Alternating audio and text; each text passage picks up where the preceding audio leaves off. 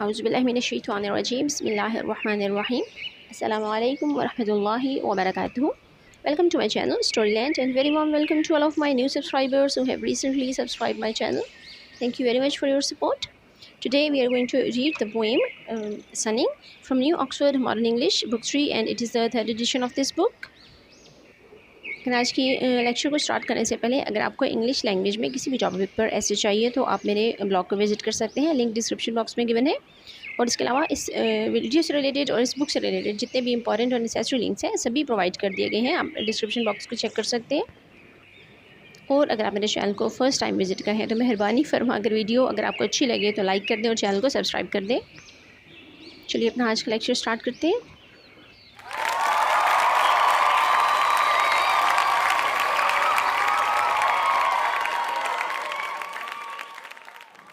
وَيُعَلِّمُكُمُ اللَّهُ وَاللَّهُ بِكُلِّ شَيْءٍ عَلِيمٌ. اور اللہ ہی تمہیں تعلیم دینے والا ہے اور وہ سب کچھ جاننے والا ہے.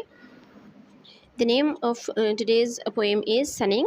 Sunning کا مطلب ہوتا ہے دھوپ سیکنا. نام سے پتہ چل رہا ہے سن سے ہے sunning. سب سے پہلے ہے ہمارے پاس words to know, ایسے الفاظ جن کو جاننا ضروری ہے تاکہ ہم اس پوئم کو اچھے سے سمجھ سکیں. پہلا ورڈ ہے ہمارے پاس buzz. buzz کا مطلب ہوتا ہے بھن بھنانا اردو میں جس کو بولتے ہیں.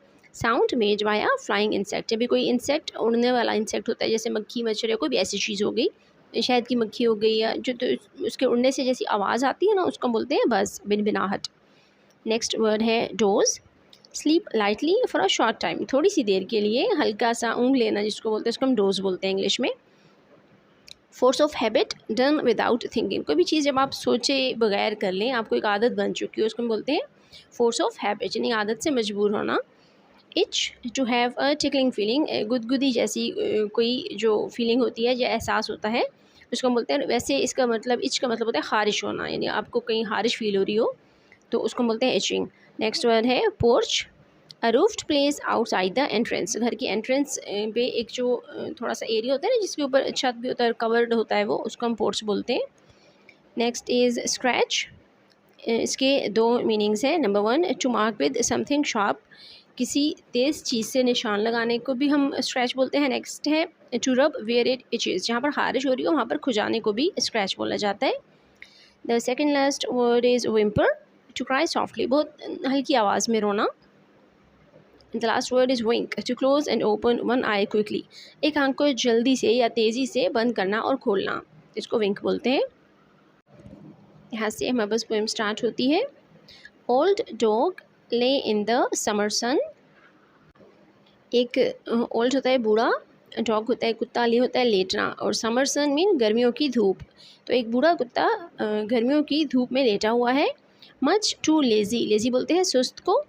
To rise and run. Rise ہوتا ہے اٹھنا کہ وہ یہاں سے اٹھے اینڈ رن اور بھاگ جائے. اتنا لیزی ہے وہ کہ وہاں سے اٹھ کر وہ بھاگ نہیں رہا. ہی فلیپڈ این ایئر. فلیپ کا مطلب ہوتا ہے پھڑ پھڑانا. این ایئر ایک کان. اس نے اپنا ایک کان پھڑ پھڑایا. At a buzzing fly. ایک بھن بھناتی ہوئی مکھی پر. ہی ونکڈ اے ہیف اوپنڈ سلیپی آئی. ہیف اوپنڈ مین آدھی کھلی ہوئی, سلیپی آئی نیند بھری آنکھیں یا سوئی ہوئی آنکھیں کہہ سکتے ہیں. ہی ونکڈ. ونکڈ کا مطلب ہوتا ہے جلدی سے بند کرنا اور کھولنا. تو اس نے اپنی آدھی کھلی ہوئی آنکھ کو جلدی سے بند کیا اور کھولا. ہی اسکریچڈ ہمسیلف. اس نے اپنے آپ کو کھجایا. آن این ایچنگ اسپاٹ. ایک خارش والی جگہ یعنی جہاں اس کو خارش محسوس ہو رہی تھی. اسپاٹ ہوتی ہے جگہ اور ایچنگ ہوتی ہے خارش. As he ڈوزڈ on the porch. جیسا کہ وہ پورچ میں یعنی جو ایک ایریا ہوتا ہے نا گھر سے باہر کا اوپن ایریا لیکن وہ کورڈ ہوتا ہے اس کے اوپر روف ہوتا ہے جو موسٹلی کار پارکنگ وغیرہ کے لیے یا گاڑی وغیرہ پارک کرنے کے لیے یوز کرتے ہیں. یعنی وہ روم نہیں ہوتا اوپن پلیس ہوتا ہے لیکن روف ہوتا ہے کورڈ ہوتا ہے وہ اوپر سے. تو وہاں پر وہ ڈوز مین اونگ لے رہا تھا یا تھوڑی سی نیند لے رہا تھا. Where the sun was hot. جہاں پر سورج یا اس کی دھوپ گرم تھی. ہی ومپرڈ اے بٹ.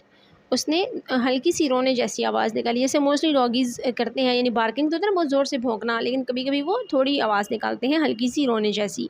اس کو ہم بولتے ہیں ومپرڈ. From force of habit. اپنی عادت سے مجبور ہو کر یعنی بلا وجہ اس نے ایسی آواز نکالی. While he لیزیلی dreamed. جب وہ سستی کے ساتھ خواب دیکھ رہا تھا.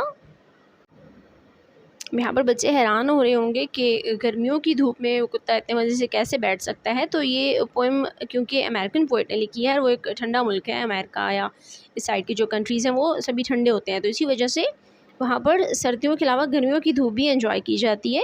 تو اسی وجہ سے وہ وہاں پہ بیٹھ پا رہا تھا, ورنہ اگر ادھر کے کنٹریز کی بات ہوتی تو وہ بیچارہ روسٹ ہی ہو جاتا. نیکسٹ ہے آف چیزنگ اے ریبٹ, یعنی وہ سپنا کس چیز کا دیکھ رہا ہے یا وہ خواب کس چیز کا دیکھ رہا ہے کہ وہ ایک خرگوش کو پکڑ رہا ہے. بٹ اولڈ ڈاگ ہیپیلی لے ان دا سن, لیکن وہ بوڑھا کتا خوشی سے دھوپ میں لیٹا ہے. Much to lazy to rise and run, اور وہ اتنا سست ہے کہ وہ وہاں سے اٹھ نہیں رہا اور بھاگ نہیں رہا.